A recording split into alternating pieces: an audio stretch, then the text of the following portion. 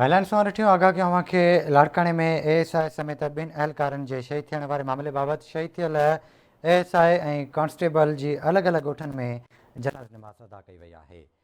आगाह कयूं पिया ॿिन्ही शहीद थियल अहलकारनि खे पुलिस एज़ाज़ सां दफ़नायो वेंदो। अपडेट कयूं पिया लाड़काणे मां अहम ख़बर आहे एएसआई समेत ॿिनि अहलकारनि जे शहीद थियण वारे मामले बाबति शहीद थियल एएसआई ऐं कांस्टेबल जी अलॻि अलॻि ॻोठनि में जनाज़ नमाज़ अदा कई वेंदी।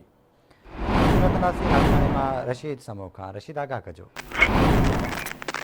जी बिल्कुल बिशारत लाड़काणे भरिसां गुज़िरियल राति बकापुर थाने जी हद वॾा महर में पुलिस चढ़ाई दौरान हिकु एएसआई मुज़फ़र कोसो ऐं कांस्टेबल हो नवाब दतोई जेके शहीद थी विया हुआ, जिनकी जनाज़े निमाज़ पंहिंजे पंहिंजे ॻोठनि में अलॻि अलॻि अदा कई वेंदी।